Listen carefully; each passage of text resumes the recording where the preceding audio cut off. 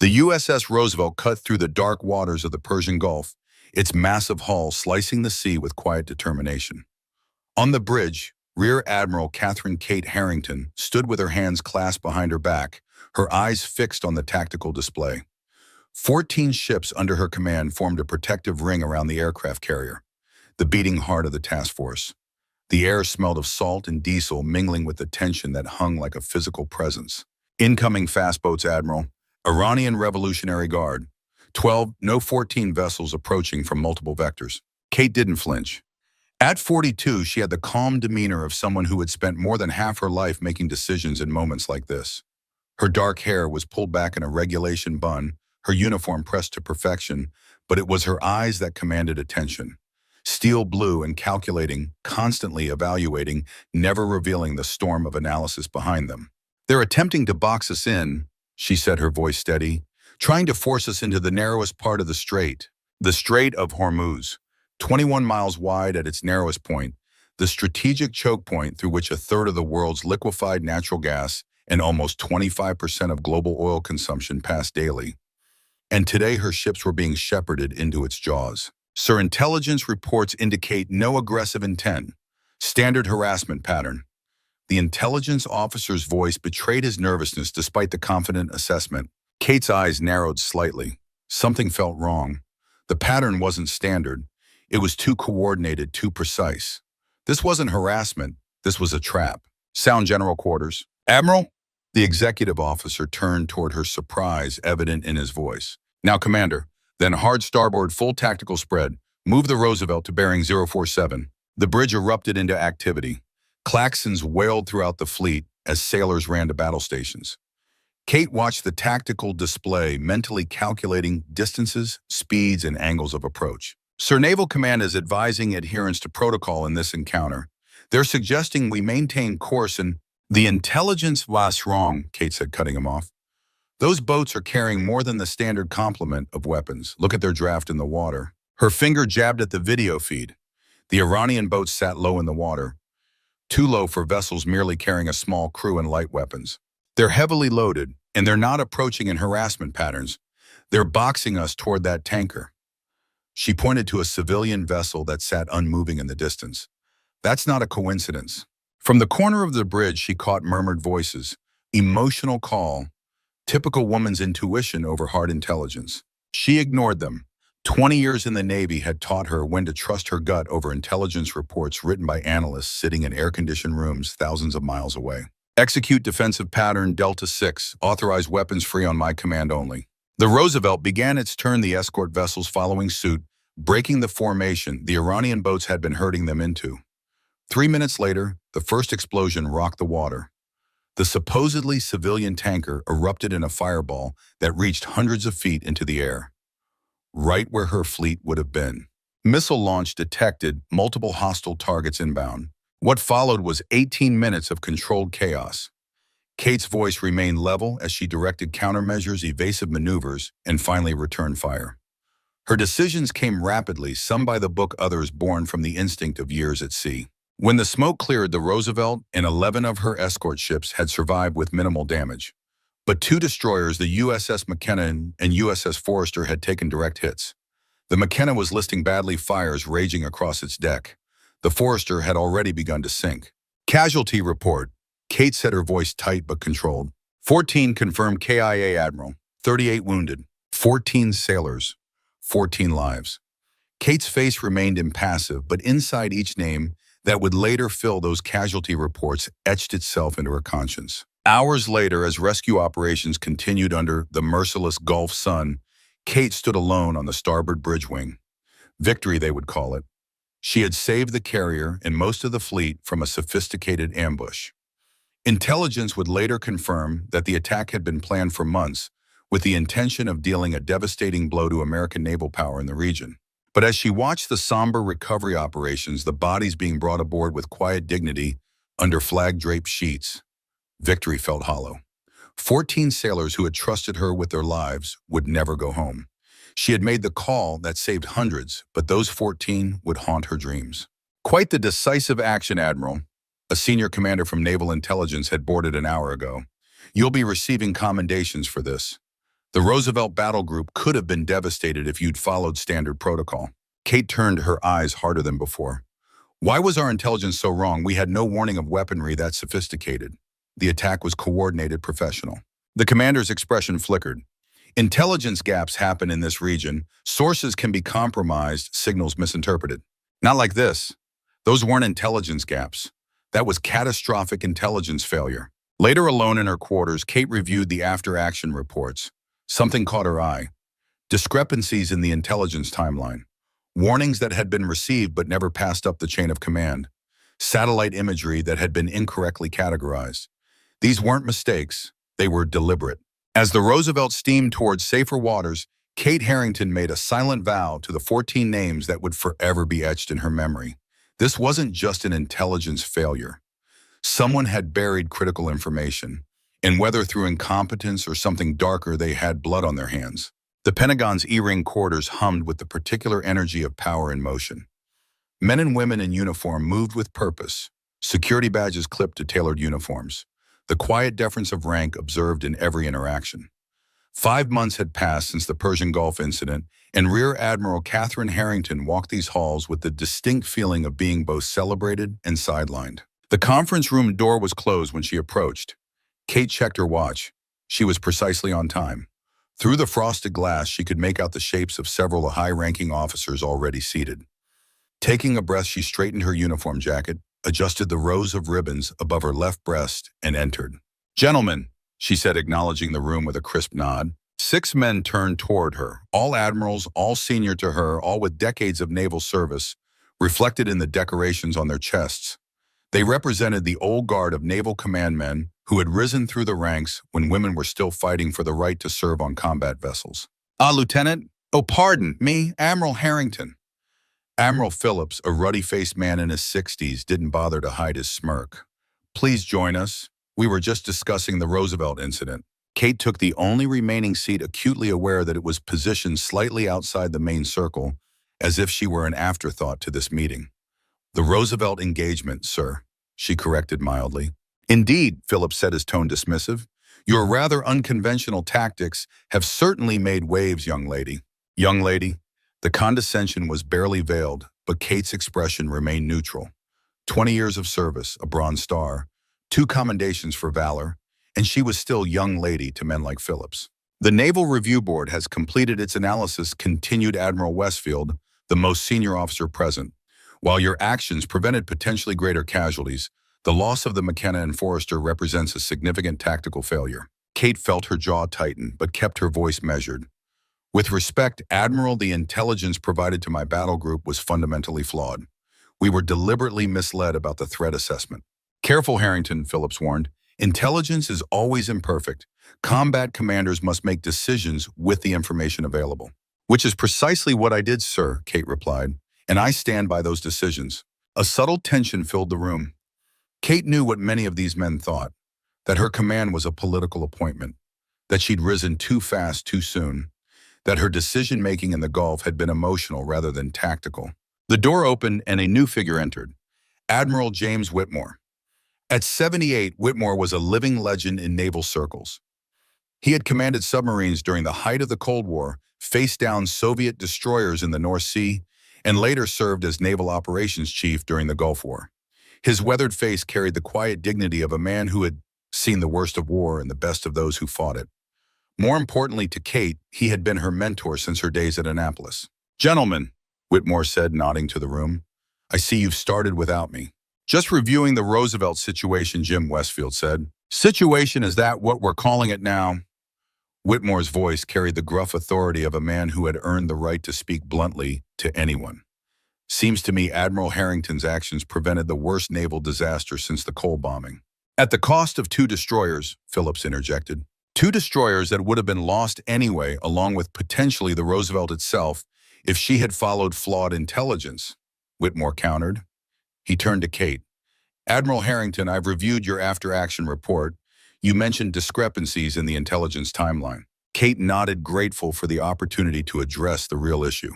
"Yes, sir. Critical information was received by forward intelligence assets but never relayed to my command. Satellite imagery showing weapons being loaded onto the supposedly civilian tanker was incorrectly categorized as routine activity. Mistakes happen in intelligence gathering. Admiral Hughes, the naval intelligence representative, said dismissively. Not mistakes of this magnitude, Kate replied, and not multiple failures all pointing in the same direction. Whitmore studied the faces around the table. I believe Admiral Harrington has identified a serious problem that goes beyond one tactical engagement. Our naval base assessment protocols have become dangerously outdated. We're relying too heavily on paper reports and not enough on direct verification. He placed a thick folder on the table. I'm proposing a new methodology for evaluating our strategic naval installations, particularly those showing performance degradation. Phillips scoffed. More paperwork, more committees. Quite the opposite, Whitmore said. I'm suggesting we need eyes on the ground. Real assessment from experienced commanders who can see beyond the reports. Kate understood immediately where Whitmore was headed. Sir, if I may, what if we took a more direct approach, not announced inspections with advance warning, but genuine assessment of operations as they actually function? You mean send in auditors, the bases will just put on a show for them, Hughes said. No, Kate said, leaning forward. I mean embedding experienced officers who can observe real operations without the command structure altering behaviors for inspection. A younger admiral chuckled. What, like some spy movie going undercover at our own bases? Let the men who actually understand these operations handle this, Harrington. Kate didn't rise to the bait. With respect, Admiral, sometimes the most valuable insights come from seeing operations as they truly are, not as they're presented in reports. Whitmore's eyes met hers with the faintest hint of approval. Admiral Harrington has an interesting point, and as it happens, we have the perfect test case. He slid a file across the table. Seahawk Point Naval Station. Once one of our most strategic Cold War installations, now showing alarming degradation in readiness metrics, supply chain efficiency, and operational capabilities. Kate opened the file, scanning the performance reports. The downward trends were impossible to miss. The current commander is being reassigned, Whitmore continued.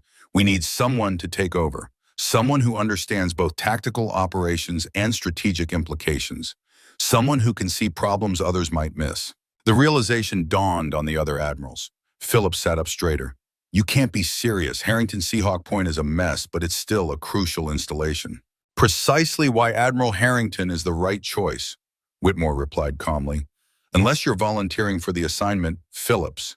The older admiral recoiled slightly. Seahawk Point was widely considered a career graveyard, a once prestigious command now plagued with problems no one wanted to tackle. Kate kept her expression neutral, but her mind was racing. Whitmore wasn't just offering her a command. He was offering her an opportunity to prove her theories about systemic problems in naval operations.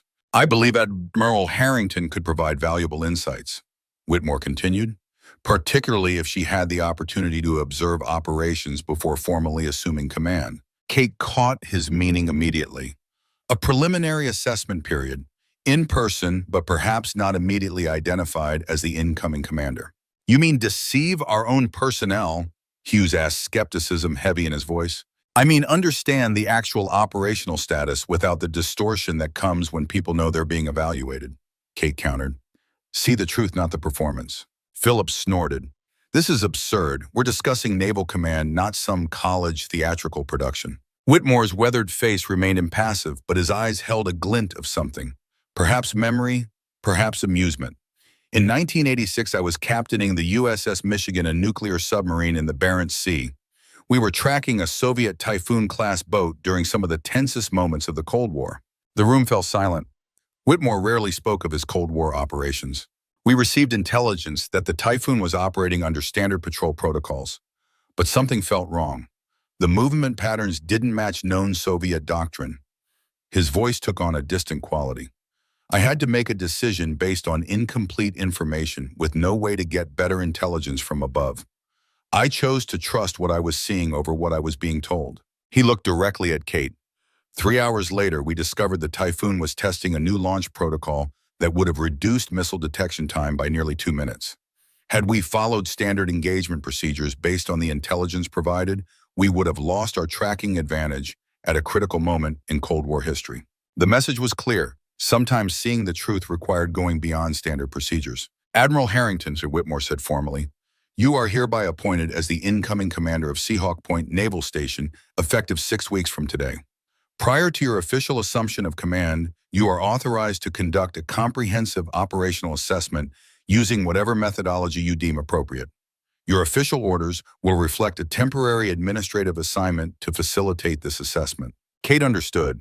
Whitmore was giving her the chance to see Seahawk Point as it really was, not as it would present itself to a new commander. Thank you, sir. I accept the assignment. As the meeting adjourned and the admirals filed out, Whitmore held Kate back with a slight gesture. When they were alone, his formal demeanor softened slightly. You stirred up quite a hornet's nest in the Gulf, Katie, he said, using the nickname from her academy days that no one else would dare use now. I did what was necessary, sir. I know. And you were right. His voice lowered. But be careful. The discrepancies you found in the intelligence, they're not all mistakes. Some of them are deliberate. Kate felt a chill that had nothing to do with the Pentagon's aggressive air conditioning. You think someone deliberately withheld critical information from my battle group? I think, Whitmore said carefully, that there are elements within our command structure that prioritize certain agendas over operational safety. The same elements that have allowed bases like Seahawk Point to deteriorate while reports show everything is fine. Kate processed this. Corruption, perhaps, or something more ideological. He studied her face. You're not just going to Seahawk Point to fix a broken base, Kate. You're going there to find out why it broke in the first place, and who broke it. As Kate left the Pentagon that evening, the setting sun cast long shadows across the river. She thought of the 14 sailors who never came home from the Persian Gulf of the broken intelligence that had sent them into danger unprepared. If what Whitmore suggested was true, their deaths weren't just the result of mistakes. They were the collateral damage of something far more insidious. She had 6 weeks to prepare for what might be the most important mission of her career. Not just commanding a base, but uncovering the rot that threatened the institution she had dedicated her life to serving. Seahawk Point Naval Station rose from the coastline like a monument to faded glory. Once the crown jewel of the Atlantic Fleet's support infrastructure, its massive concrete piers had birthed submarines returning from silent Cold War patrols beneath Arctic ice.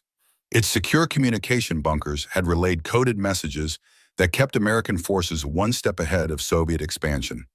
Its helicopter pads had launched countless covert operations that would never appear in any official history. Now, as Kate studied satellite imagery and base schematics in her temporary apartment, she saw the signs of decay that no report had fully captured.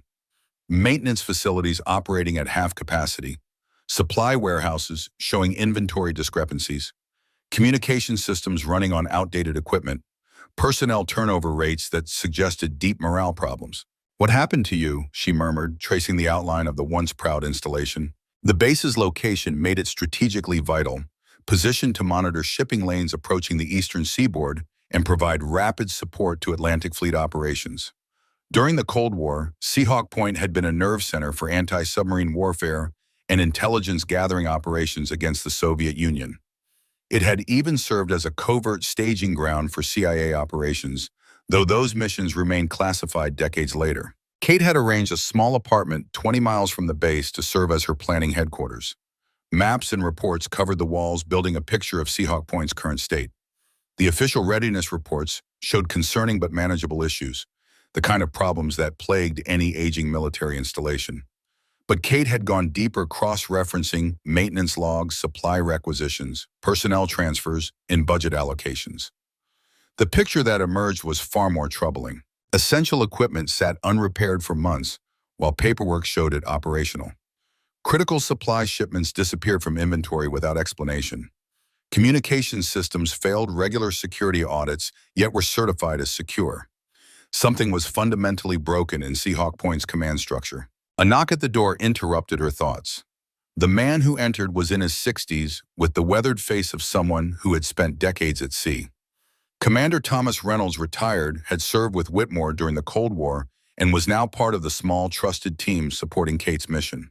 "You've been at this for 3 days straight," he said, placing a cup of coffee on the table. "Found anything that wasn't in the briefs?" Kate gestured to the wall of data. "Everything and nothing. The problems are obvious once you look past the official reports, but I can't find the source. It's like watching a ship take on water without finding the breach in the hull." Reynolds studied the diagrams. "You won't find it in these reports. The people causing problems don't document their own sabotage. Maybe not directly, but patterns emerge. Kate pointed to a section of data. The logistics department is the epicenter. That's where discrepancies begin before they ripple through the rest of the base. Makes sense. Control the supply chain, control the operation. Reynolds had spent his career in naval logistics before retiring. What's your assessment of the key personnel? Kate pulled several files from a stack. Lieutenant Colonel Ryan Mitchell, Logistics Director. Excellent record combat experience in the First Gulf War, transferred to Seahawk Point 3 years ago after a distinguished tenure at Norfolk. By all accounts, he's competent and dedicated, but overwhelmed. Who works under him? Major Allison Carter heads the logistics team directly. Also well-regarded, works brutal hours trying to keep things running. Kate moved to another file. Master Sergeant Marcus Cole runs the repair depot. 25 years in service, decorated in Desert Storm reputation as a straight shooter who doesn't tolerate incompetence. Reynolds nodded. And communications. First Sergeant David Wilson. Former Afghanistan, manages to keep outdated systems running through what several reports call creative improvisation. Kate paused at the next file. And then there's Colonel Victor Sullivan, Deputy Base Commander. Reynolds raised an eyebrow. Your future second in command. What's his story? Former SEAL, decorated multiple times, managed several sensitive operations in the Middle East. Kate's expression showed her uncertainty. On paper, he's exemplary, but something doesn't fit. Every department under his direct supervision shows these same patterns of discrepancy. You think he's involved in whatever's happening? I don't know, but his signature is on reports that contradict physical reality. Either he's not verifying what he's signing or he knows exactly what he's signing, Reynolds finished. And why? Kate turned to the window, looking out toward where Seahawk Point lay beyond the horizon. There's something else. 3 months ago, Naval Intelligence placed Sullivan on a watch list for a possible security investigation, but the file was suddenly closed 2 weeks later.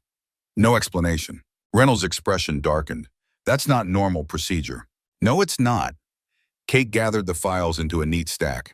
Which is why I need to see Seahawk Point with my own eyes, not as its new commander, but as someone invisible to its power structure. You think you can just walk onto a naval base unrecognized? Your face has been in military publications since the Roosevelt incident. Kate smiled slightly. Most people see the uniform, not the person wearing it. Without Admiral stars on my shoulders, I'm just another face in a very big Navy. She pulled out another file, her cover identity. Catherine Kate Marshall, Administrative Specialist, transferring to Seahawk Point to assist with logistics systems integration. A real position that had been quietly adjusted to serve her purposes. Administrative Specialist, Reynolds looked skeptical. That's a long way from flag officer, which makes it perfect. No one looks closely at administrative staff. Their furniture, present but invisible. Kate had spent her early career observing how differently people treated her as she rose through the ranks. The higher her position, the less people showed their true nature around her. And if someone recognizes you, only a handful of people at Seahawk know what the new commander looks like, and I've arranged to avoid them initially. She checked her watch. My orders are processed. I report in 3 days as Kate Marshall, Admin Specialist. For the next 4 weeks, I'll see Seahawk Point as it really is, not the version they'll prepare for Admiral Harrington's arrival. Reynolds studied her with newfound respect. Risky play. If it goes wrong, it won't. Kate's voice carried the quiet confidence that had helped her rise through a system designed to hold women back.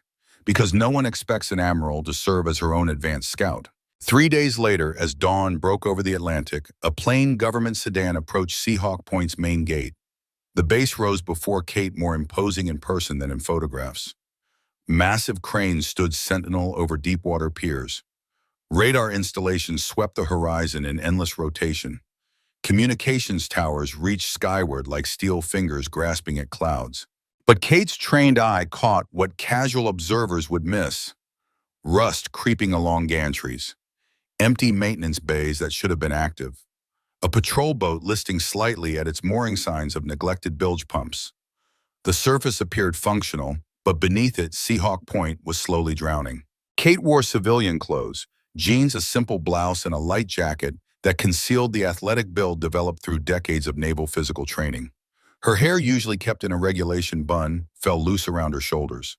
Without uniform or rank insignia, she looked like any mid-level government employee reporting for a new assignment. The guard at the gate barely glanced at her ID. "Marshall, write the new admin transfer. Sign here." He pushed a clipboard toward her window. As she signed, a group of Marines near the gatehouse laughed among themselves. One glanced her way and smirked. Another desk jockey. Hope she types faster than the last one. The casual dismissal was exactly what Kate had expected, even wanted. Invisibility was her asset now. Administrative building is Central Complex, Building C, the guard said, handing back her ID. Report to Lieutenant Colonel Mitchell's office, third floor. Kate drove through the base with careful attention. Everything looked functional at first glance. Personnel moving with purpose, vehicles in motion, flags snapping in the ocean breeze. But the trained eye could spot the symptoms of institutional decay. Maintenance vehicles that should have been deployed sat idle in parking areas. A communications antenna showed jury-rigged repairs. Personnel moved quickly, but with the harried pace of the perpetually understaffed, not the confident efficiency of a well-run operation. Inside Building C, the atmosphere reflected the same contradiction. The lobby presented a professional military appearance. Polished floors, proper signage, personnel in pressed uniforms. But beneath the surface, outdated computer systems, overflowing paperwork, and the subtle tension of people operating under constant strain. The elevator creaked as it carried her to the third floor. When the doors opened, she stepped into a corridor that served as the logistics nerve center for a complex that supported thousands of personnel and dozens of vessels. It should have hummed with coordinated activity. Instead, it conveyed the desperate energy of constant crisis management. Kate approached the office marked Lieutenant Colonel R. Mitchell, Director of Logistics. After a brief knock, she entered to find a man in his early 40s bent over a desk crowded with files and a computer showing multiple alert notifications. Dark circles under his eyes suggested sleep was a rare commodity. Lieutenant Colonel Mitchell, she said. Kate Marshall, Administrative Support. Reporting as ordered. Mitchell looked up, his gaze passing over her without truly registering her presence. He was handsome in the weathered way of career military officers, with short-cropped hair, graying at the temples, and the lean physique of someone who maintained physical standards despite desk duty. Marshall. He glanced at a personnel notification on his screen. Right, another admin transfer. He sighed heavily. I needed a logistics coordinator with inventory experience, and they send me a clerk. The words weren't directed at her so much as at the system that consistently failed to provide what he actually needed. I have some experience with supply systems, sir, Kate offered. Mitchell's laugh held no humor. Everyone has some experience. What I need is someone who can make sense of a system that's held together with digital duct tape and bureaucratic prayers. He rubbed his temples. Major Carter will get you situated. She's running the logistics team, and they're underwater right now. He pressed an intercom button. Allison, your new admin is here. Marshall from Norfolk. A moment later, Major Allison Carter appeared. In her mid-30s, she carried herself with the crisp efficiency of someone who compensated for a chaotic environment with personal discipline. Her uniform was immaculate despite the base's general state of disorder. Major Carter, this is Kate Marshall. Get her set up with system access and put her on the inbound shipment backlog. We need those reconciliations done yesterday. Carter nodded sharply. Yes, sir. She turned to Kate. Follow me, Ms. Marshall. We'll get you situated. As they walked through the logistics center, Kate took in the controlled chaos. Staff members moved between workstations with the frantic energy of people perpetually behind schedule. Phones rang constantly. Printers churned out reports that seemed destined for overcrowded inboxes. Welcome to the front lines of the paper war, Carter said, her tone professionally neutral but tinged with exhaustion. You're stepping into a backlog that would make most people run for the hills. From a nearby desk, a sergeant leaned back in his chair and smirked. Hope she can type faster than the last one, ma'am, he called over. Or at least not cry in the bathroom on day 3. A few nearby clerks chuckled. Kate recognized the gallows humor of people using laughter to cope with impossible situations. Carter shot the sergeant a withering look. Sergeant Briggs, if you have time for commentary, you have time to run the priority requisition queue. No, ma'am, he replied quickly, turning back to his screen. Carter led Kate to an empty desk near the window. You can start here. Log in with these temporary credentials until your permanent account processes. We'll have you working on incoming shipment reconciliation and tracking misrouted supplies. Kate nodded, taking in the view from her new position. Through the window, she could see the massive cranes of the shipyard, several vessels docked for maintenance, and vehicles moving across the complex. From this vantage point, she could watch the physical manifestation of the data flowing through the systems she would now monitor. If you see something that makes no sense, flag it, Carter continued. Don't assume it's your mistake. Odds are the mistake started 3 months ago and has been compounding ever since. Yes, ma'am, Kate replied, settling into the chair that would serve as her observation post for the coming weeks. As Carter walked away, Kate allowed her fingers to rest lightly on the keyboard. The screen before her filled with lines of data, requisition numbers, shipment codes, inventory locations. Behind each entry was a unit waiting for something they needed to do their job. And behind many entries, she suspected was evidence of the corruption slowly eating away at Seahawk Point's operational capability. No one in the busy room paid her any further attention. She was just another administrative transfer, another cog in a broken machine. None of them saw what she really was, the advanced scout for her own command, mapping the territory before officially claiming it. None of them recognized that the unassuming woman at the corner desk was a rear admiral with the power to reshape their world. Kate began to work her eyes, cataloging every detail, her mind connecting patterns, invisible to those who didn't know where to look. She didn't complain, didn't try to impress anyone with stories or clever comments. She listened, she watched, she learned. Outside the windows, the Atlantic stretched, blue and limitless, toward the horizon.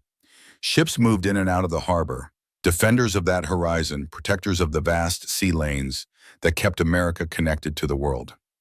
Those ships depended on bases like Seahawk Point, and right now Seahawk Point was failing them. Kate's mission had begun. In the coming weeks, she would trace every thread of dysfunction, follow every suspicious pattern, identify every weakness. And when she finally took command as Admiral Harrington, she would know exactly where to begin the process of redemption. What she couldn't yet know was how dangerous that process would prove to be, or how high the corruption reached beyond Seahawk Point's crumbling walls. Kate Marshall became a fixture in Seahawk Point's logistics office with remarkable speed. She arrived before sunrise each morning, often finding only the night shift personnel still at their stations. She left well after sunset, when most of the administrative staff had already headed home to families and the comfort of lives untouched by the constant pressure of military readiness. Her desk, once bare, now resembled an archaeological dig of Seahawk Point's operational history. Reports, requisition forms, and maintenance logs were arranged in careful stacks, each one representing a thread in the complex tapestry she was weaving in her mind. To the casual observer, she appeared to be nothing more than a dedicated civil servant, perhaps excessively so. No one suspected she was mapping the nervous system of a dying command. It was past midnight on her 5th day when she noticed the young sailor. Seaman First Class Turner sat alone at his terminal, staring at a screen filled with error messages. His shoulders slumped with the particular defeat of someone drowning in a system they couldn't understand. Kate had observed him throughout the week, always staying late, always looking increasingly desperate. Still fighting with it? Kate asked, approaching with 2 cups of coffee from the break room's ancient machine. Turner looked up, his eyes red-rimmed from fatigue and frustration. He couldn't have been more than 22, probably fresh from training and thrust into a position meant for someone with years more experience. Yes, ma'am, he said, accepting the coffee gratefully. These legacy entries, they're all wrong. But when I fix one, 3 more error flags pop up somewhere else. It's like the system is fighting me. Kate pulled a chair beside him. Show me what you're working with. The screen displayed an inventory tracking system she recognized immediately. In fact, she had been part of the committee that approved its implementation 4 years earlier. The system was elegant in its design, but unforgiving of errors. Once bad data entered the chain, it multiplied like a virus. See, these supply codes don't match the physical inventory, Turner explained, pointing to a column of red flags. I've been staying late for weeks trying to reconcile them, but I'm falling further behind. Major Carter doesn't know how bad it's gotten. Kate studied the screen, quickly identifying patterns in the chaos. The system's not broken, she said softly. It's working exactly as designed. It's the input data that's corrupted. Can it be fixed? The hope in Turner's voice was almost painful to hear. Everything can be fixed, Kate replied, a hint of her command authority slipping into her tone. She caught herself and softened her approach. Let's start with the primary validation sequences. For the next 3 hours, Kate guided Turner through the labyrinth of the system. She created a simple checklist for him to follow, explaining not just the steps, but the logic behind them. With each correction, the cascade of errors began to slow, then stop, then reverse. By the time the first hints of dawn appeared, Turner stared at the screen in disbelief. The sea of red flags had diminished to a manageable few dozen. I don't understand, he said. How do you know all this? The training manual doesn't cover half of what you just showed me. Kate smiled slyly. Let's just say I've seen this system break before. Sometimes the people who design things don't fully understand how they'll be used in the field. Turner's gratitude was palpable. Thank you, Ms. Marshall. Seriously, most people just tell me to figure it out or report to Major Carter that I'm too slow. You're not slow, Turner. You were set up to fail. Kate's voice carried a quiet certainty. The system only works when everyone has the right tools. You were given a hammer and told to turn a screw. As she walked back to her desk, Kate made a mental note. It wasn't just equipment and supplies being mismanaged at Seahawk Point. It was people. Young sailors thrust into positions without proper training, then blamed for the inevitable failures that followed. By the end of her second week, Kate had compiled a detailed map of Seahawk Point's dysfunctions. Every department showed similar patterns.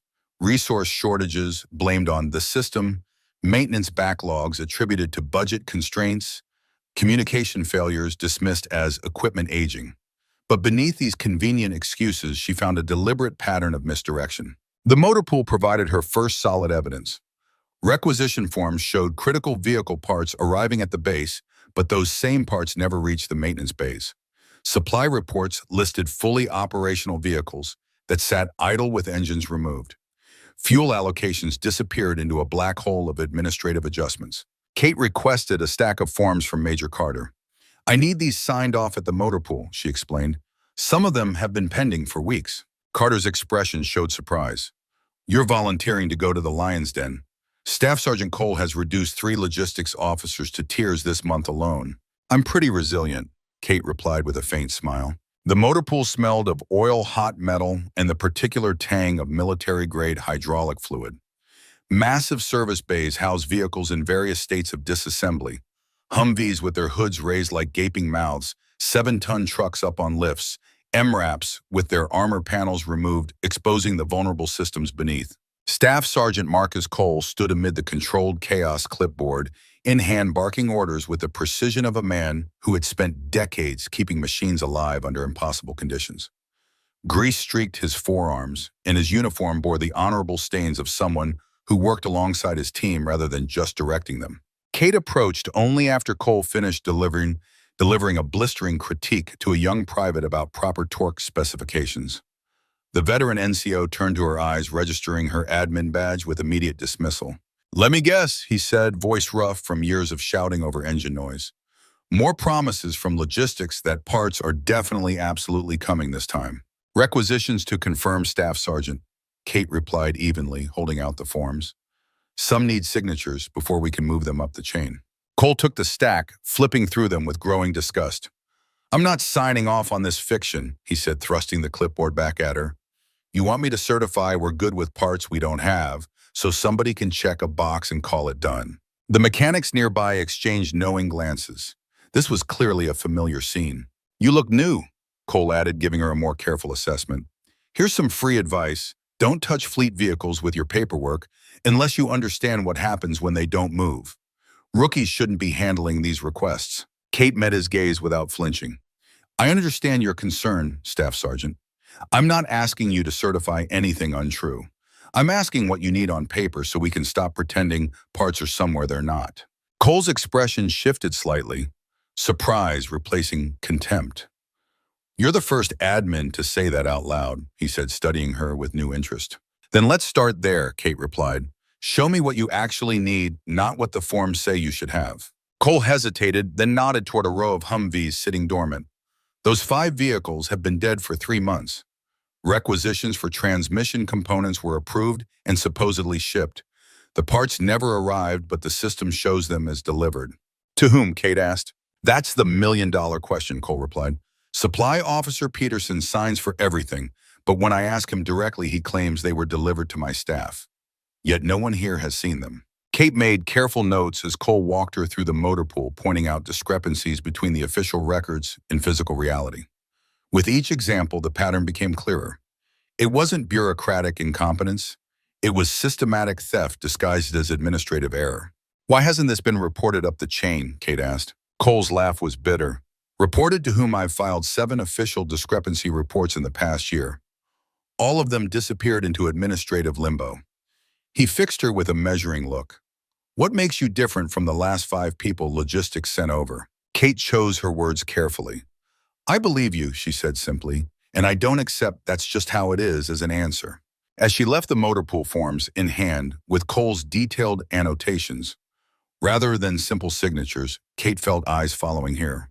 Not just Cole's, but those of his team, men and women who had grown accustomed to being ignored, their expertise dismissed by the very system they served. Back in her apartment that evening, Kate added Cole's information to her growing evidence wall. The pattern was becoming undeniable. Supply Officer Captain James Peterson appeared to be the nexus of the diversion network. His signature appeared on hundreds of forms acknowledging receipt of materials that never reached their intended destinations. But Peterson wasn't working alone. The scale and consistency of the operations suggested organization protection and very likely a commanding officer's implicit approval or deliberate blindness. Kate's suspicion turned increasingly toward Colonel Sullivan. Her next target was the communications center.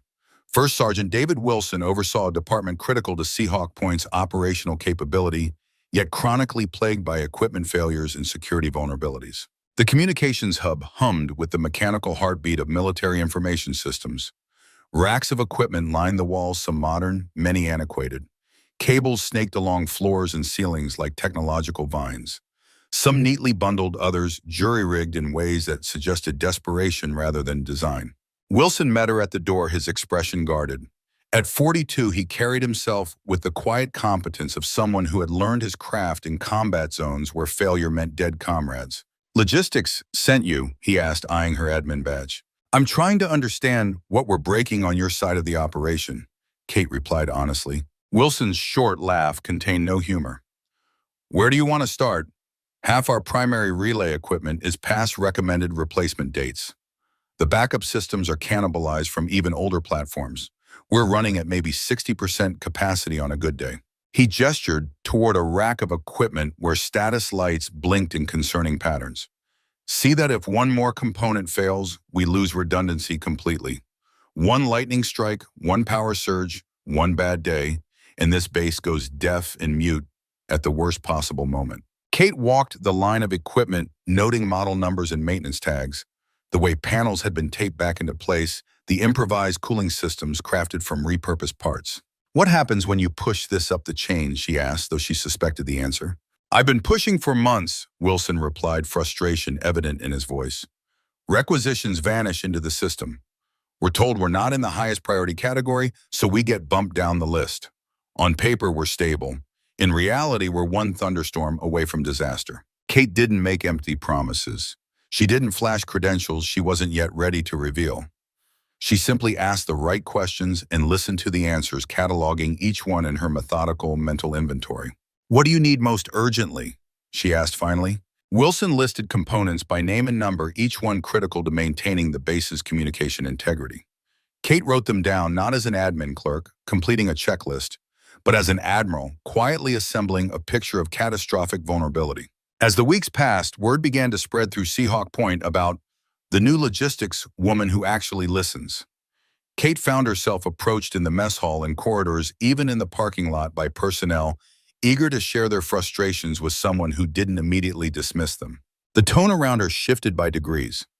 In the early days when she entered a room, the first reaction had been dismissive laughter or gossip about the paper pushers ruining everything. Later conversations would dip momentarily as she passed curious eyes following her movement. How did she know about that obscure protocol from the Pacific Fleet?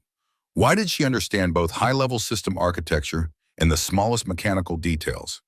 Why did she treat junior personnel with more respect than most officers showed to formal reports? No one had answers yet.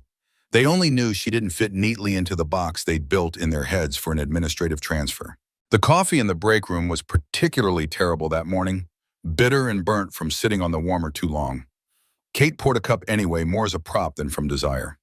The morning briefing had mentioned an incoming supply aircraft scheduled for that night, carrying many of the critical components Wilson Cole and others had been requesting for months. As she stirred a packet of sugar into the murky liquid, her sleeve caught on the edge of the counter, sliding up her forearm just enough to reveal the ink beneath. A simple black trident weathered with age, the unofficial mark of Pacific Fleet Special Operations Group. No color, no flourish, just a quiet record of service in a unit few outside naval special warfare would recognize. Petty Officer Moore, who had been refilling his own cup, caught the glimpse and froze mid-motion. "Ma'am," he said quietly, "where'd you get that ink?" Kate glanced down, then tugged her sleeve back into place with practiced casualness. "Old mistake," she replied, her tone deliberately light. "Kept it to remind myself." Moore's laugh was uncertain. Must have been pretty deep Navy to have one of those. Kate just smiled, a small curve of her lips that offered no invitation for further questions. But Moore's expression had already shifted from casual curiosity to something more calculating. He wouldn't be the last to notice such details. Later that day in the mess hall, two young officers debated which Japanese port city had the best food. "Yokosuka's ramen shops can't be beaten," one insisted. "Sasebo has better yakitori hands down," the other countered. Without thinking, Kate replied in flawless Japanese, her accent indistinguishable from a native Yokosukan. The officers stared at her, conversation forgotten. "You sound like a local," the older one said, tilting his head. "You stationed in Japan or something?" "Once upon a time," Kate answered, simply gathering her tray and walking away, leaving them exchanging puzzled glances.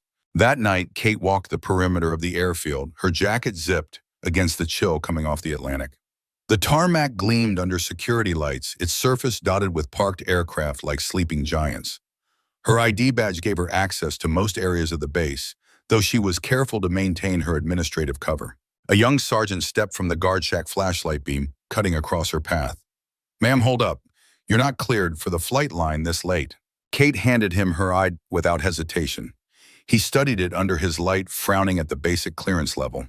"Administrative transfer, huh? Regulations say no unauthorized personnel past 2,300 hours. Section 7, Paragraph 2, Security Operations Manual," Kate replied evenly. "Late-night inspection exemptions apply to command-designated observers." The sergeant blinked, lowering his flashlight slightly. You know that by heart." "Regulations are only useful if you remember them," she said quietly. He cleared his throat, straightening almost unconsciously. "Understood, ma'am. Carry on." As Kate walked away, she felt the sergeant's eyes follow her, his flashlight beam wavering between duty and uncertainty.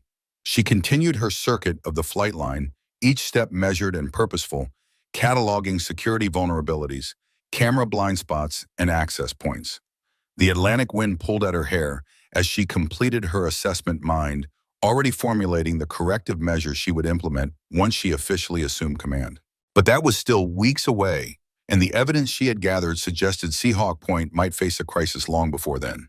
The morning sky hung low and heavy over Seahawk Point, the color of wet steel. Weather systems moving up the Atlantic seaboard had merged into what meteorologists were calling a significant coastal event, the kind of storm that tested naval installations even in their prime condition. From the logistics office window, Kate watched the first sheets of rain blur the outlines of the ships in port. The flag above the headquarters building snapped violently in the increasing wind, its movements sharp and erratic like the pulse of an agitated heart. Inside, the pace had intensified. Phones rang constantly as departments across the base prepared for the storm. Major Carter moved from station to station, her normally composed demeanor showing cracks of strain. "We have a supply aircraft inbound tonight," she told Kate, running a hand through hair that had escaped its usual perfect bun. "Critical mission components, communications, replacements, some of the parts Cole has been requesting for months." "If the weather holds," Kate replied, watching the storm front advancing over the water. Carter's expression tightened. "If the weather turns, we lose another week, at best." She lowered her voice. "Command already thinks we're a problem base. One more missed delivery, one more system failure, and we'll have inspectors crawling all over us." Kate nodded, understanding the implications all too well. She had seen bases become examples in headquarters discussions, their failures used to justify budget cuts, personnel reassignments, even decommissioning. Once that reputation took hold, good people transferred out, resources dried up, and the downward spiral accelerated. Outside, thunder rolled closer, a low physical pressure that seemed to compress the air inside the building. The first real winds began to hit, driving rain against the windows in horizontal sheets. By mid-afternoon, the storm had fully established its dominion over Seahawk Point. Kate had stayed at her terminal, methodically tracking the supply aircraft's approach and correlating it with weather patterns. The pilot would be facing challenging conditions, but nothing beyond the capabilities of an experienced military crew, provided they had proper guidance from the ground. Down the hall, someone cursed as the network connection hiccuped. A printer spat out half a page, then died with the particular whine of machinery surrendering to electrical instability. Kate's screen flickered, then stabilized. The base was now operating on backup power systems, some of which she knew from Wilson's reports were compromised. She pulled up the maintenance logs for the primary generators, noting that scheduled inspections had been deferred 3 times in the past 6 months. At 1647, the first real warning came, a long descending electronic tone from the communications center, followed by an urgent call to Major Carter's office. "What do you mean the tower just lost primary communications?" Carter's voice carried down the hall, sharp with disbelief. "The redundancies are supposed to handle surges like that. When was the last—" "All right, we're coming down." She appeared in the doorway of the logistics office, her expression grim.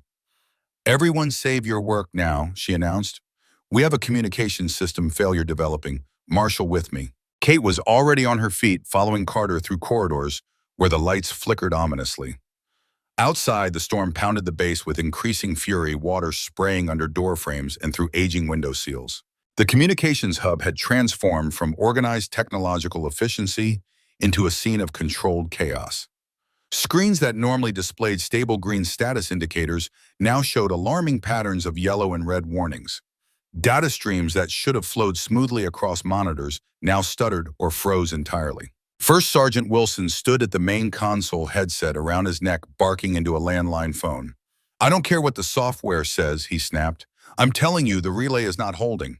We have an aircraft inbound, and the tower cannot maintain clear channels. If we lose this link in this weather, we're flying blind." He slammed the handset down, jaw tight with frustration. "Major," he acknowledged Carter, "it's worse than it looks."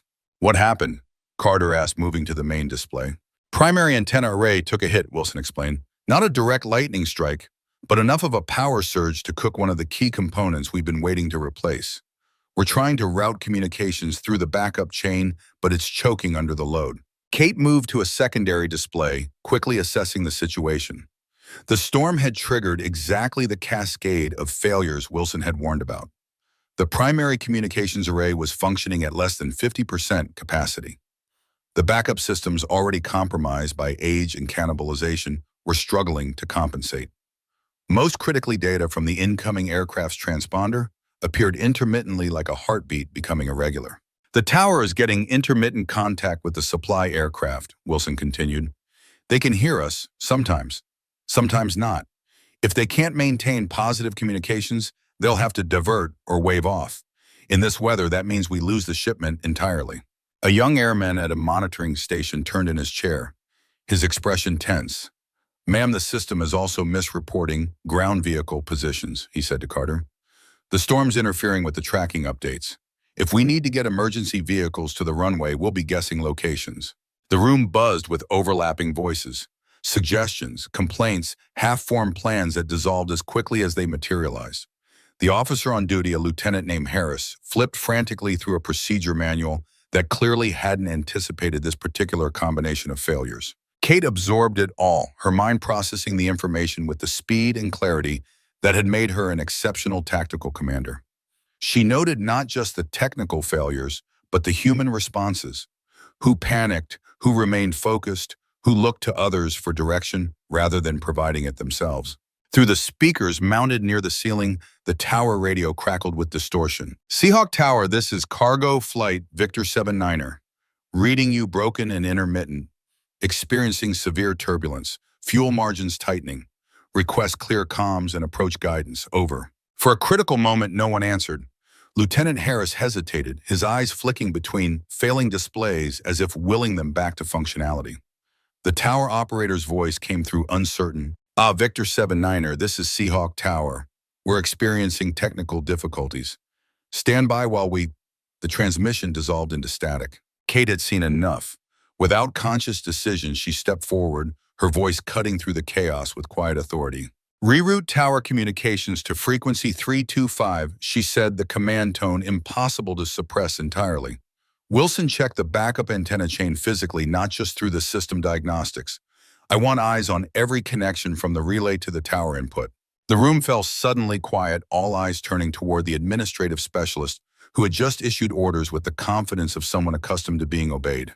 Cole needs to get a dedicated generator line feeding this room immediately, Kate continued. We cannot afford another power fluctuation. First Sergeant Wilson stared at her for a moment, something like recognition flickering in his eyes. But professional instinct overrode curiosity. He grabbed his toolkit and headed for the equipment racks without argument. On it, he said simply. Lieutenant Harris found his voice. Ma'am, we can't just change frequencies without proper authorization. The protocols clearly state, the tower has multi-band capability. Kate interrupted, her voice level, but brooking no argument. They can shift to 325 as an alternate approach frequency. The aircraft can as well. The current channel is compromised by atmospheric interference. We need a cleaner band within their onboard preset range. How do you know that? Harris asked, bewilderment evident in his tone. Kate fixed him with a steady gaze. Because I watched an entire carrier group nearly lose a resupply flight over the Gulf when we hesitated for 30 seconds arguing about protocol instead of acting. She turned to the communications operator. Call the tower, now. Major Carter stood frozen, staring at Kate as if seeing a stranger. There was confusion in her expression, but also the dawning realization that the unassuming administrative specialist had just revealed depths of knowledge and authority that no clerk should possess. Kate leaned over the main console, fingers moving with practiced confidence across controls she shouldn't have known how to operate. She didn't push aside the young operator, but pointed precisely. Here, she said, reroute the tower feed through this circuit, confirm the alternate frequency in the system, then patch me into their audio. The tower controller's voice came through tense but professional. Victor 79er Seahawk Tower. Still reading you broken. Say again your fuel state. Static crackled, then a fragmented reply. Tower. Victor 79er. Fuel below comfort margins. Divert options limited. Requesting priority guidance. Repeat requesting. Kate motioned for the headset. The operator handed it to her without hesitation, something in Kate's demeanor making refusal unthinkable. This is Seahawk Point, Kate said into the microphone, her voice taking on the calm authority of command. Victor 79er switched to approach frequency 325. I say again, 325. Confirm when on channel. She waited, counting seconds in her head. Outside, thunder crashed directly overhead, making the lights flicker ominously. First Sergeant Wilson's voice came through on the internal line. Backup antenna is patched and stable, he reported. I bypassed the damaged segment. You should see cleaner signal on the new frequency. As if in confirmation, the aircraft's signal strengthened on the display.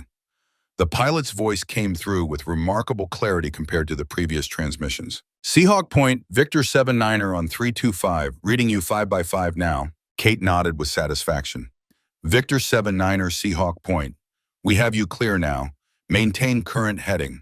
Tower is vectoring you through the least severe part of the cell. Expect moderate turbulence, but you're within safe parameters. Priority landing is confirmed. Ground support standing by. The tower controller, reinvigorated by the restoration of communications, took over with renewed confidence. Victor 79er Tower. Continue approach, heading 095. Descend and maintain. Kate stepped back, allowing the professionals to do their jobs, now that the critical path had been established. She turned to the young airmen monitoring ground vehicles. Forget the automated positions, she told him. Start manual status checks. Call the motor pool security medical. Get human confirmation for any vehicle that might need runway access. Don't trust the displays until we have visual verification. Yes, ma'am, he replied, reaching for a handset. Kate made one more call. Get me Staff Sergeant Cole, she instructed the internal communications operator. If we need a generator line to this building, he's the one who can make it happen. Minutes later, Cole's voice came through background noise, indicating he was already outside in the storm. They tell me you need juice, he said without preamble. I'm outside with a team and a portable generator. Storm's nasty, but we can tie you in if the building feed goes unstable again. Set it up, Kate ordered. I'll clear any access requirements. I don't want these boards going dark while that aircraft is on approach. You got it, Cole replied simply. No questions about her authority or position. Something in her voice had triggered his instinct to follow legitimate command. In the communications center, the situation began to stabilize. The backup antenna array with Wilson's emergency repairs carried the new load without failing. The tower's guidance became increasingly precise as the signal quality improved. The incoming aircraft's position resolved into a clear icon moving steadily along its approach vector. In less than 15 minutes, what had been developing into a potential disaster had transformed into a challenging but manageable situation. The professionals around Kate had responded to clear direction with the competence they had always possessed, but rarely been allowed to exercise fully. Colonel Victor Sullivan chose that moment to enter the communications center, his uniform impeccable, despite the storm, his bearing radiating the confidence of command. He surveyed the room quickly, his gaze settling on the unfamiliar figure at the center of activity. "What's happening here?" he demanded, his deep voice cutting through the background communications. Major Carter stepped forward. "Communications failure during the storm, sir. We've established alternate channels to guide in the supply aircraft." Sullivan's eyes narrowed as he took in the scene, particularly the administrative specialist who stood with unmistakable authority amid the crisis. "Who authorized changing standard approach frequencies?" he asked, his tone dangerously quiet. Before Carter could answer, Kate turned to face him directly. "The primary frequency was compromised by storm interference, Colonel. The aircraft was losing contact and running low on fuel. Alternate channels were established to ensure safe approach and landing." Sullivan studied her with cold assessment. "And you are?" "Kate Marshall, Administrative Support," she replied evenly, "assigned to Major Carter's logistics team." "Administrative support," Sullivan repeated, skepticism evident in every syllable. "And you took it upon yourself to override communications protocols during an emergency." "I suggested a technical solution that the qualified personnel implemented, sir," Kate answered, her tone respectful but unyielding. "The aircraft needed clear guidance. Time was critical." The tower's voice interrupted the confrontation. "Communications Center, this is Tower. Victor 79er has landed safely, taxiing to Hangar 3. A collective exhale passed through the room. Several technicians exchanged relieved glances. The immediate crisis had passed. Sullivan's expression remained hard. "Major Carter, I expect a full report on this incident and the unauthorized protocol deviations." Within the hour, his gaze returned to Kate. "As for you, Ms. Marshall, report to my office tomorrow at 0700. We need to discuss the appropriate channels for administrative personnel to offer suggestions."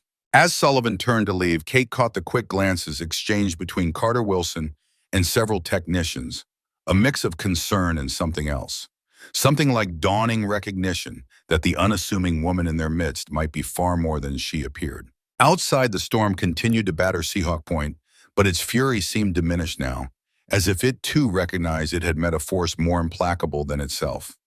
The supply aircraft had landed safely, bringing with it the critical components so many departments had been desperately awaiting.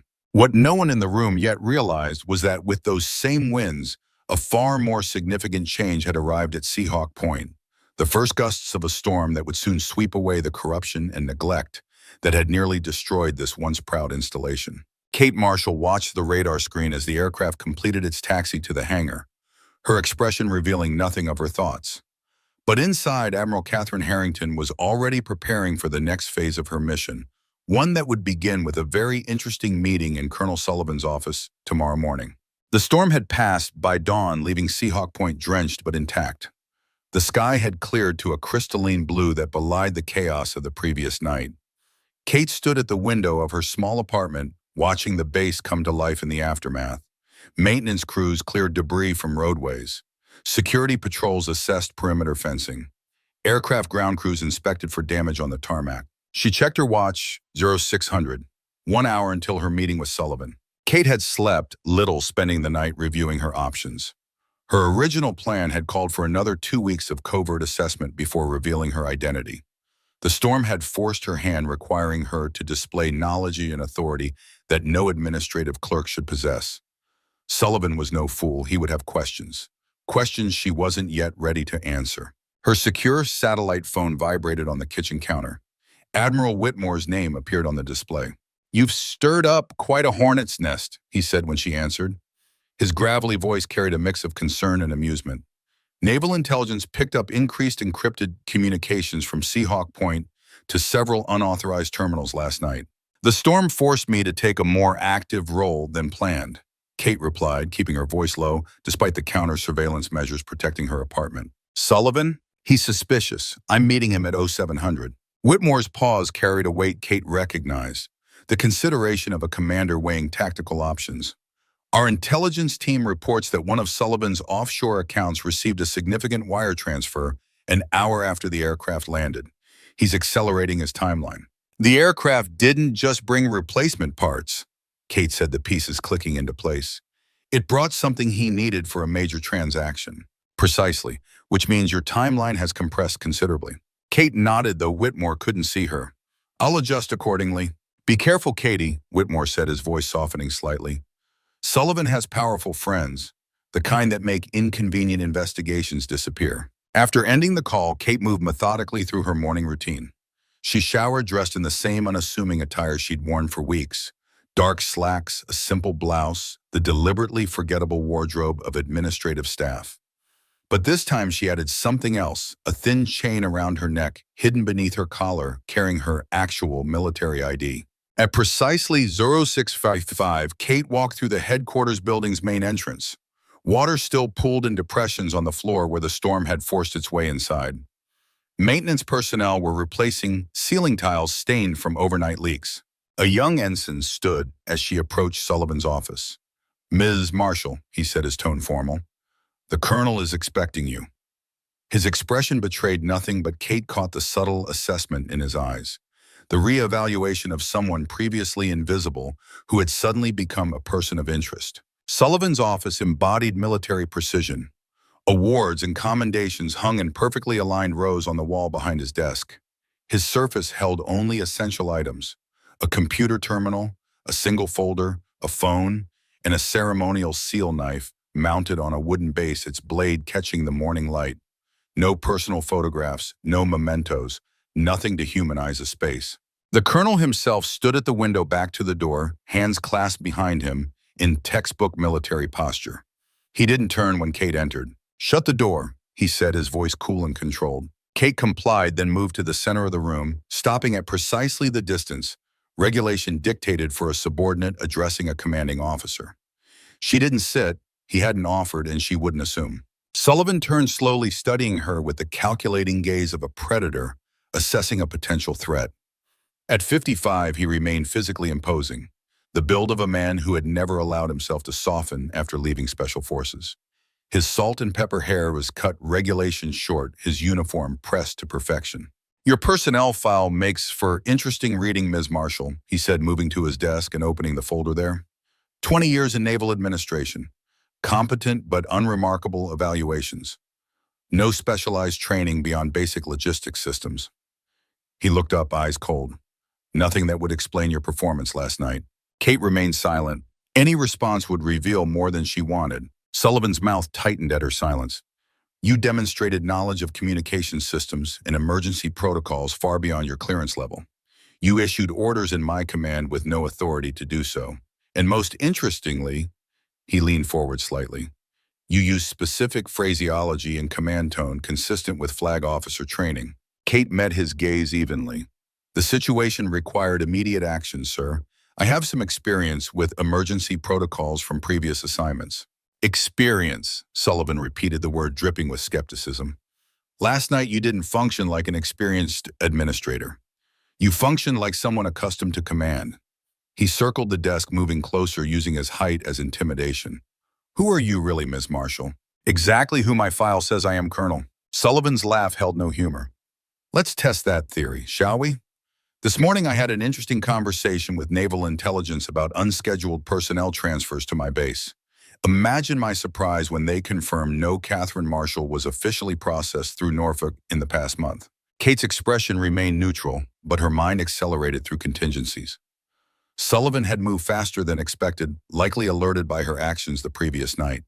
The question was whether he was simply suspicious or had uncovered her actual identity. "I don't know what to tell you about administrative processing errors, sir," she replied. Sullivan stepped closer, invading her personal space in a deliberate intimidation tactic. "I think you do. I think you'll tell me exactly who sent you and why. Because right now you're looking at charges of falsifying military credentials, infiltrating a secure installation, and interfering with command protocols during an emergency situation." Before Kate could respond, a sharp knock interrupted them. The door opened without waiting for Sullivan's acknowledgement, revealing Major Carter, her expression tightly controlled. "Colonel, I apologize for the interruption, but we have an urgent situation at the supply depot. Captain Peterson is requesting your immediate presence." Sullivan's jaw tightened at the interruption. "This will have to wait, Major." Sir, he was quite insistent. It concerns last night's shipment and the special inventory items. Something passed between them, an understanding that Kate wasn't meant to catch, but did. Sullivan's expression shifted, subtly, concern breaking through his controlled facade. "We'll continue this discussion later, Ms. Marshall," he said, his tone making it clear this was far from over. "Report to Major Carter's office and remain there until I return." After Sullivan departed, Carter closed the door and turned to Kate, her expression unreadable. "Walk with me," she said simply. They moved through the corridors in silence, but instead of heading toward the logistics office, Carter led them toward the rear exit of the building. Once outside, she spoke in a low voice. "I don't know who you really are, but Sullivan ordered security to detain you after your meeting. He's convinced you're either naval intelligence or NCs." Kate studied Carter's face, searching for motivation. "Why are you telling me this?" Carter's professional mask cracked slightly, revealing frustration and something like hope. "Because in 3 weeks you've done more to help my people than anyone in the past year. And because I watched you save that aircraft last night when everyone else was paralyzed." They walked along the edge of a service road, away from security cameras and potential listeners. The morning air carried the clean scent of aftermath, the particular freshness that follows violent weather. "Sullivan and Peterson are moving something from last night's shipment," Carter continued. "Something that wasn't on the manifest but came in a specialized container. They're transferring it to a civilian vehicle in less than an hour." "How do you know this?" "Because they needed authorization codes I control. I've delayed them with a systems issue, but that won't hold for long." Carter stopped, turning to face Kate directly. "I don't care if you're intelligence or inspector general, but if you're investigating what I think you are, you need to move now." Kate weighed her options quickly. Carter was offering an opportunity, but it required trust, a commodity in short supply at Seahawk Point. "I need access to the old storage facility on the north perimeter," Kate said. "And I need to contact Staff Sergeant Cole and First Sergeant Wilson." Carter nodded without hesitation. "I can get you there. Cole and Wilson were already asking about you this morning." 20 minutes later, Kate stood with Carter, Cole, and Wilson in the shadow of Warehouse 7, a relic from Seahawk Point's Cold War heyday. The massive structure had once housed sensitive equipment destined for submarine deployment. Now, according to official records, it contained only outdated materials awaiting disposal. "This facility doesn't appear on current base maps," Kate explained, "but it's still connected to the original power grid and has dedicated communication lines that bypass the main switchboard."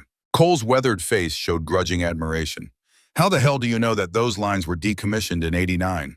"They were officially decommissioned," Kate corrected, "but they were actually hardened and maintained as backup systems for covert operations. The question is whether Sullivan knows about them." Wilson frowned. "Based on the communications traffic I've been monitoring, I'd say he does.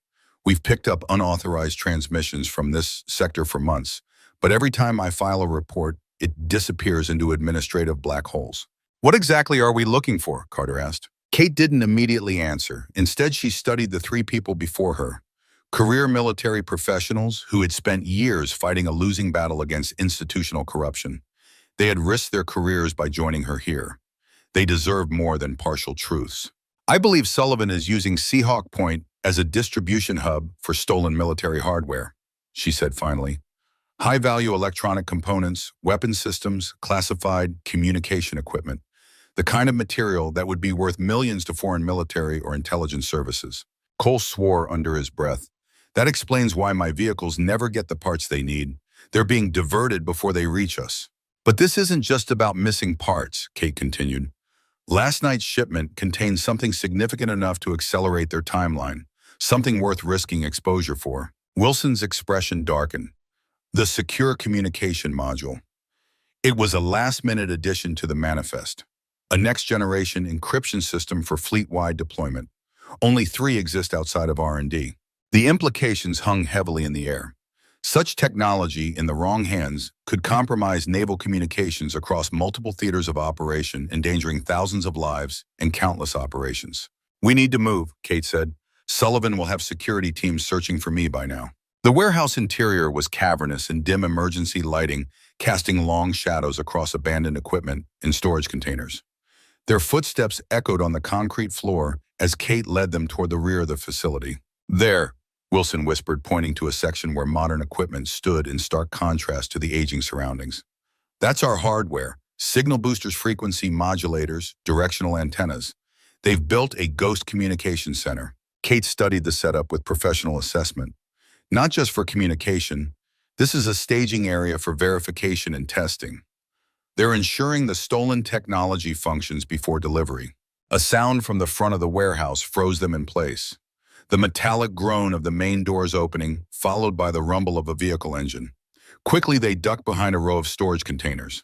Through a narrow gap, Kate watched as a civilian truck backed into the loading bay. Sullivan emerged from the passenger side, followed by Captain Peterson and two armed men in civilian clothes. They moved with the practiced efficiency of a team that had performed this operation many times before. Peterson unlocked a secure storage unit near the communications setup, revealing a metal case approximately 3 feet long. The armed men immediately moved to secure it, transferring it to a foam-lined compartment in the truck. The encryption module, Wilson breathed. Kate's mind raced through options. They were outnumbered and outgunned, with Sullivan's security teams likely already sweeping the base for her. Her direct confrontation would be catastrophic, but allowing that technology to leave the base was unthinkable. She needed to change the parameters of the situation. Kate turned to her improvised team. I need a diversion at the main vehicle entrance, something that will force security to respond without causing actual harm. Cole nodded immediately. I've got 2 maintenance vehicles with faulty alarms. 1 remote trigger, and they'll make enough noise to draw attention. Good. Wilson, can you access the base communication system from here? The original hard lines should still run to the main switchboard. The communications sergeant studied the old junction box on the wall. It's possible. What do you need? A base-wide announcement. Emergency protocol override. I'll give you the text when we're ready. Kate turned to Carter. I need you to return to headquarters immediately. Sullivan can't know you were involved. Carter shook her head firmly. I've been looking the other way too long. I'm staying. Before Kate could respond, Sullivan's voice carried clearly across the warehouse. He was on his satellite phone, speaking with cold precision. Confirmation received. Package secured and en route. Delivery at the designated coordinates in 90 minutes. It was time. Kate straightened, her decision made. She removed the chain from around her neck, extracting her actual military ID. When I give the signal, she told her team, I need you to be ready to move. What happens next will seem impossible, but I need your trust. Without waiting for their response, Kate stepped out from behind the container and walked calmly towards Sullivan and his team. Her posture changed subtly, shoulders squared, chin lifted, stride lengthening into the unmistakable gait of command. Colonel Sullivan, she called, her voice carrying the full authority of her rank. Sullivan spun, hand instinctively moving toward his sidearm. Recognition, then confusion, then fury crossed his face in rapid succession. Marshal, what the hell are you doing here? He nodded to his men, who immediately drew their weapons. You've made a serious mistake. Kate continued her approach, unperturbed by the firearms trained on her. No, Colonel, you've made the mistake. She stopped at a precise distance, the same professional spacing she had maintained in his office, but now with an entirely different meaning. I am Rear Admiral Catherine Harrington, and you are relieved of command, effective immediately. Sullivan's expression froze between disbelief and rage. That's absurd. You're an administrative clerk, a fantasist who's about to be arrested for espionage. Kate held up her military ID, its gold insignia catching the dim light. I am the incoming commander of Seahawk Point Naval Station, conducting a covert operational assessment prior to assuming command. And you, Colonel, are in the process of committing high treason against the United States. For a critical moment, no one moved. Sullivan's men looked to him for direction, uncertain in the face of Kate's absolute confidence. Peterson took an involuntary step backward, his face draining of color. Sullivan recovered quickly, his laugh sharp and dismissive. A convenient story, but even if you were who you claim, you have no authority here yet, and no evidence of any wrongdoing. He gestured to his armed men. Detain her. As the men moved forward, Kate gave a slight nod toward the shadows where her team waited. Instantly, Cole triggered the remote detonator.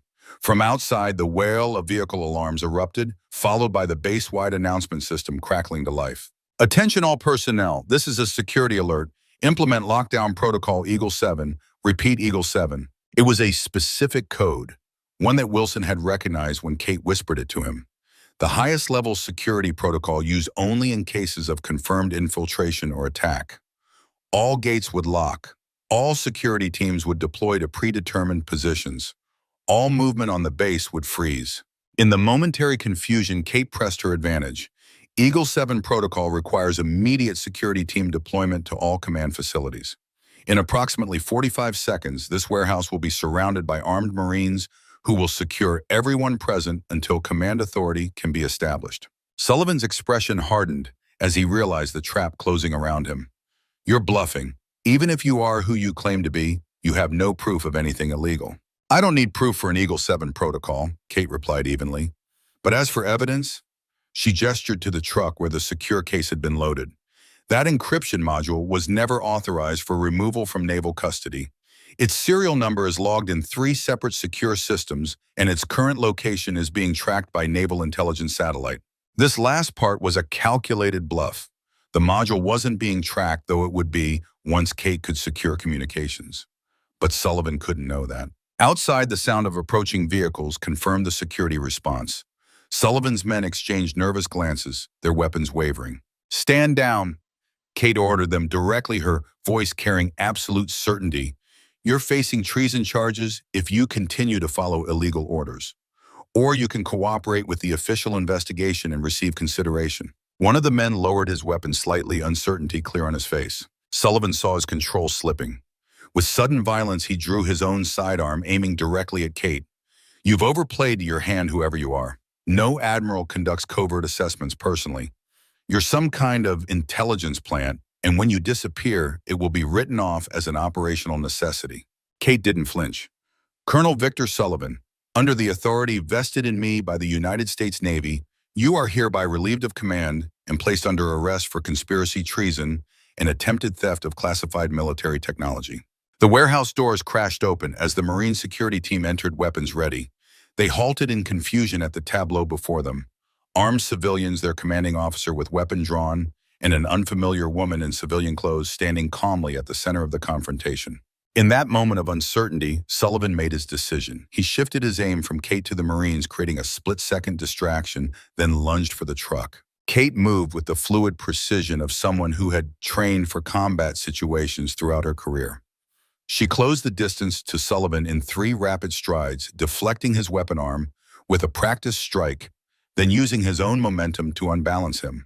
His weapon clattered to the floor as she drove him against the truck's side panel, securing his arm in a joint lock that immobilized him without permanent injury. "I wasn't always behind a desk, Colonel," she said quietly, maintaining the hold, as the Marines rushed forward to secure the scene. "I earned my rank the same way you earned yours, in service and sacrifice. The difference is I never forgot whom I serve." As the Marines took Sullivan and his men into custody, Kate straightened her clothing and turned to the confused security team leader. "Lieutenant, I am Rear Admiral Catherine Harrington, incoming commander of Seahawk Point. I need this warehouse secured as a crime scene and all personnel present detained for questioning.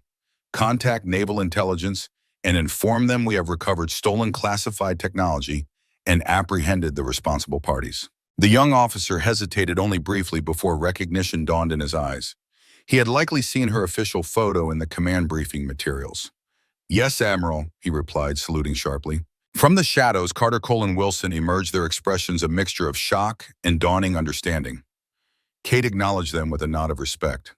"I'll need statements from all 3 of you," she said, "but first ensure that encryption module is secured. It never leaves official custody." As the Marines established a security perimeter, Kate stepped away to make a secure call to Admiral Whitmore. The older admiral answered immediately. "It's done," she reported. "Sullivan is in custody. We've recovered the encryption module and secured their distribution center." "Any complications?" Whitmore asked. Kate glanced at Sullivan as he was led to a security vehicle, his expression a mask of cold fury. "Nothing unexpected. Sullivan was exactly what we suspected, the visible part of a larger operation. He claims to have protection from higher up. That's why we needed this operation to be completely compartmentalized," Whitmore replied. "The corruption extends further than Seahawk Point. Sullivan is going to discover his protection has suddenly evaporated." "What about the base?" Kate asked. The official change of command ceremony was scheduled for next week. "Considering the circumstances, I believe we should accelerate that timeline. Effective immediately, Rear Admiral Seahawk Point is yours." The weight of command settled on Kate's shoulders, a familiar burden but different this time. For weeks, she had walked among the people of this base, seen their struggles, witnessed their resilience, despite the corruption eroding their foundation. She had experienced Seahawk Point not as an admiral reviewing reports, but as someone embedded in its daily reality. "I'll need a full naval intelligence team," she said. "Sullivan's operation was too sophisticated to be isolated. We need to trace every connection." "Already inbound," Whitmore confirmed. "And Kate, well done." By midday, word had spread throughout Seahawk Point. The mysterious administrative specialist was actually their new commanding officer. The deputy commander had been arrested for treason. The base was now under direct naval intelligence oversight as evidence was gathered and systems secured. Kate stood at the window of what was now officially her office, watching the controlled chaos below as investigative teams moved between buildings. She had changed into her formal uniform, the Admiral's stars on her shoulders catching the light as she turned. A knock at the door announced Major Carter, who entered with a stack of preliminary reports. She saluted crisply, her demeanor professional, but with a new undertone of respect that went beyond rank. "The initial security sweep is complete, Admiral," she reported. "We've identified 3 additional personnel who appear to have been involved in Sullivan's operation. They're being detained for questioning." "Thank you, Major," Kate replied, accepting the reports. "And the encryption module? Secured and verified intact. Naval intelligence has confirmed it wasn't compromised." Kate nodded, relieved that the most critical damage had been prevented. "I'll need you to coordinate with department heads for a full staff meeting at 1600. It's time everyone understood exactly what's happening to their base." "Yes, ma'am." Carter hesitated, then added, "Permission to speak freely, Admiral." "Always, Major." "When you were working in logistics, was any of it real? The help you gave the systems, you fixed the people you listened to." Kate smiled slightly. "All of it was real, Major. The best way to understand a command is to experience it from the inside out. I learned more in 3 weeks at that desk than I would have in a year of formal briefings." Carter nodded, accepting this. "The base is talking, ma'am, about how you worked alongside them without rank or privilege. It's unusual. Sometimes leadership requires stepping away from authority to see the truth," Kate replied. "Sullivan was able to maintain his operation because he created distance between himself and the reality of this base. I needed to eliminate that distance." "Will you be implementing Admiral Whitmore's new assessment protocols across the fleet?" Kate raised an eyebrow. "You've been well briefed, Major." "I've had conversations with naval intelligence for the past 3 hours," Carter replied with a hint of dry humor. "They're quite thorough." "The protocol is still experimental," Kate acknowledged. "But yes, I believe there's value in leadership experiencing command from multiple perspectives." As Carter departed, Kate turned back to the window. Below, she could see Staff Sergeant Cole directing his maintenance team as they conducted inspections of the security vehicles. Even from a distance, she could see the renewed purpose in his movements, the pride that had been missing during her first days on base. At the communications center, Wilson was working with naval intelligence technicians, methodically tracing every unauthorized transmission Sullivan had sent over the past year. The investigation would likely reveal connections to foreign intelligence services and black market arms dealers, a network that reached far beyond one corrupt officer. Kate's reflection in the glass showed not just the admiral she had become, but shadows of the journey that had brought her here. The young ensign determined to prove herself in a male-dominated service. The lieutenant who had learned command during Gulf War deployments. The commander who had lost sailors under her authority and carried those names with her always. The weight of command was substantial, but it was a weight she had earned the right to bear, not just through rank and achievement, but through understanding, the kind of understanding that could only come from seeing a command through the eyes of those who served within it. A second knock at the door interrupted her reflection. This time it was Lieutenant Commander Reynolds from Naval Intelligence, his expression grave. "Admiral, we've completed the preliminary analysis of Sullivan's communications," he reported. "There's something you need to see." He handed her a data tablet displaying intercepted messages. As Kate scrolled through them, her expression hardened. Sullivan's network extended further than they had anticipated, reaching into procurement divisions at the Pentagon itself. "This is why Admiral Whitmore insisted on complete operational security for your assessment," Reynolds explained. "Sullivan had contacts who would have warned him if there had been any official investigation." Kate nodded, the full scope of the corruption becoming clear. "Coordinate with Whitmore's staff. We'll need to expand the investigation beyond Seahawk Point." As Reynolds departed, Kate returned to the window. The base continued its activities below personnel, moving with renewed purpose now that the cancer at its center had been removed. But the operation wasn't truly complete. It had only revealed how deep the corruption reached. She thought of the 14 sailors lost in the Persian Gulf, their lives potentially sacrificed because critical intelligence had been deliberately suppressed. She thought of bases like Seahawk Point, struggling under the weight of systemic failure created by those who had betrayed their oath for personal gain. This is just the beginning, she murmured to herself. The intercom buzzed, interrupting her thoughts. Admiral, the department heads have assembled in the main conference room as requested. Thank you, I'm on my way. Kate straightened her uniform and collected her notes. It was time to address her command officially, to begin the process of rebuilding what Sullivan had nearly destroyed. As she moved through the corridors toward the conference room, personnel stopped and saluted, their expressions showing a mixture of surprise, curiosity, and cautious hope. The real work of command was just beginning. Seahawk Point would become a model of what naval installations could be when led with integrity and genuine understanding. And Catherine Harrington, who had walked its grounds as an anonymous clerk before claiming her rightful authority, would ensure that the lesson of her unorthodox approach would reshape leadership throughout the fleet.